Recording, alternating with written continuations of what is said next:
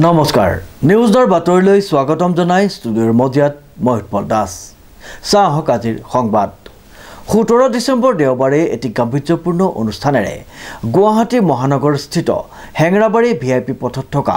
সুদৰ্শনালয় কৰ্মযোগী গৌৰীশংকৰ চক্ৰৱৰ্তী প্ৰেক্ষাগৃহত ভাৰতীয় ইতিহাস সংকলন সমিতি অসমৰ একাদশ দ্বিবাৰ্ষিক সন্মিলনখনি অনুষ্ঠিত হৈ যায় নিউজ নাৰেক ৰিপৰ্ট 17 ডিচেম্বৰ দেওবাৰে এটি গাম্ভীৰ্যপূৰ্ণ অনুষ্ঠানেৰে গুৱাহাটী মহানগৰস্থিত হেংৰাবাৰী ভিআইপি পথত থকা সুদৰ্শনালয় কৰ্মযোগী গৌৰীশংকৰ চক্ৰৱৰ্তী প্ৰেক্ষাগৃহত ভাৰতীয় ইতিহাস সংকলন সমিতি অসমৰ একাদশ দ্বিবাৰ্ষিক সন্মিলনখনি অনুষ্ঠিত হৈ যায় উক্ত সন্মিলনখনত অসমৰ কেইবাখনো জিলাৰ কেইবা শতাধিক প্ৰতিনিধিয়ে অংশগ্ৰহণ কৰে উদ্বোধনী অনুষ্ঠানত মুখ্য অতিথি হিচাপে উপস্থিত থাকে ৰাষ্ট্ৰীয় স্বয়ংসেৱক সংঘৰ অসম ক্ষেত্ৰৰ ক্ষেত্ৰ প্ৰচাৰক উল্লাস কুলকাৰ্ণী আৰু লগতে নিৰ্দিষ্ট বক্তাৰূপে অখিল ভাৰতীয় ইতিহাস সংকলন যোজনাৰ ৰাষ্ট্ৰীয় সাংগঠনিক সম্পাদক ডক্টৰ বালমুকুন্দ পাণ্ডে উপস্থিত থাকে উক্ত সভাত কটন বিশ্ববিদ্যালয়ৰ উপাচাৰ্য ডক্টৰ ৰমেশ চন্দ্ৰ ডেকা আৰু অখিল ভাৰতীয় ইতিহাস সংকলন যোজনাৰ ৰাষ্ট্ৰীয় মহাসচিব হেমন্ত ধিং মজুমদাৰ উপস্থিত থাকে উপস্থিত অতিথিসকলে নিজৰ ভাষণত ভাৰতীয় ইতিহাসৰ ওপৰত কেইবাটাও দিশৰ ওপৰত আলোকপাত কৰে ভাৰতীয় ইতিহাস সংকলন অসম ৰাজ্যিক সভাপতি প্ৰাক্তন অধ্যাপক দিলীপ ফুকনৰ সভাপতিত্বত দুপৰীয়া অনুষ্ঠিত হোৱা সাধাৰণ সভাত পৰৱৰ্তী 3 বছৰৰ বাবে ডক্টৰ গজেন্দ্ৰ অধিকাৰীক ৰাজ্যিক কমিটিৰ সভাপতি হিচাপে নিৰ্বাচিত কৰা হয় উক্ত সভাতেই ইতিহাসধৰ্মী গৱেষণামূলক দুমহীয়া আলোচনী যোৰহাট জিলাৰ ইতিহাস বাৰ্তা বিশেষ সংখ্যাটি উন্মোচন কৰা হয় উক্ত অধিৱেশনলৈ ভাৰতীয় ইতিহাস সংকলন অসম যোৰহাট জিলাৰ পৰা সভাপতি অসীম কুমাৰ বৰা সম্পাদক ডক্টৰ হেমন্ত বৰা উপ সভাপতি ডক্টৰ অভিজিত কুমাৰ গগৈ সাংগঠনিক সম্পাদক মীনাক্ষী বৰা সহ সম্পাদক মন্টু বৰদলৈ আৰু সদস্য নিবেদিতা বৰুৱাই প্ৰতিনিধিত্ব কৰে বিয়লিলৈ বীৰ লাচিত বৰফুকনৰ 400 সংখ্যক জয়ন্তীৰ 15 মাহ জোৰা উদযাপনৰ সামৰণি অনুষ্ঠানটি অনুষ্ঠিত হয় সামৰণি অনুষ্ঠানত অসমৰ মহামান্য ৰাজ্যপাল গুলাবচান্দ কাটাৰিয়া উপস্থিত থাকি অনুষ্ঠানটিৰ সমাবৰ্ধন কৰে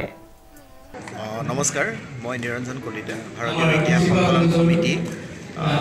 অসমৰ মই উপসভাপতি কাৰ্যনিৰ্বাহ কৰি আছোঁ বৰ্তমান আৰু আমাৰ যিখন অসমীয়া আৰু বাংলাৰ ৰিচাৰ্চ জাৰ্নেল বুলি কোৱা হয় গৱেষণা তাৰ মুখ্য সম্পাদক হিচাপে মই দায়িত্বভাৰ লৈ আছোঁ ভাৰতীয় ইতিহাস সংকলন সমিতি ভাৰতবৰ্ষৰ আমাৰ অখণ্ড ভাৰতবৰ্ষৰ যি ৰাষ্ট্ৰীয় যোজনা আছে তাৰ সম্বন্ধ আন আন ৰাজ্যৰ দৰে আমাৰ কাম কাজবিলাক আৰম্ভ হৈছে আৰু এই কাম কাজ আৰম্ভ হোৱা 33 বছৰ হ'ল 33 বছৰ অতিক্ৰম কৰিলে আৰু এইবাৰ এখন একাদশ ত্ৰিবাৰ্ষিক ৰাষ্ট্ৰীয় অধিৱেশন যোৱাকালিৰ পৰা আজি অনুষ্ঠিত হৈছে ইয়াতে আৰু আমাৰ যিটো আলোক ভৱন বুলি কোৱা হয় অসম প্ৰান্তৰ তাত যোৱাকালি অনুষ্ঠান হৈছিলে আৰু এতিয়া আমাৰ ইয়াত সুদৰ্শনালয়তে এই অনুষ্ঠানৰ গোটেই দিনজোৰা কাৰ্যসূচী চলি আছে এতিয়া ইয়ালৈকে আমি আহ্বান কৰিছিলোঁ আমাৰ ৰাষ্ট্ৰীয় যিগৰাকী সাংগঠনিক সম্পাদক ডক্টৰ বালমুকুন্দ পাণ্ডে তেখেত এগৰাকী অনন্য ব্যক্তি যি সনাতন বড়োপুত্ৰ ইতিহাস বা পৰম্পৰা আছে ভাৰতীয় দৃষ্টিকোণৰ পৰা ভাৰতৰ ইতিহাস লেখনৰ যিটো পৰম্পৰা তাৰ তেখেত বহুকাল ধৰি পেলাই ধৰি আছে এক বৃহৎ কলেবৰৰ ভাৰতীয় দৃষ্টিকোণৰ পৰা ৰচনা কৰা ভাৰতীয় ইতিহাস আমি লাভ কৰিছোঁ আৰু বিশেষকৈ ভাৰতীয় ইতিহাস সংকলন যোজনাৰ মূল বক্তব্য হৈছে কি যে ইতিহাস হিষ্ট্ৰী নহয়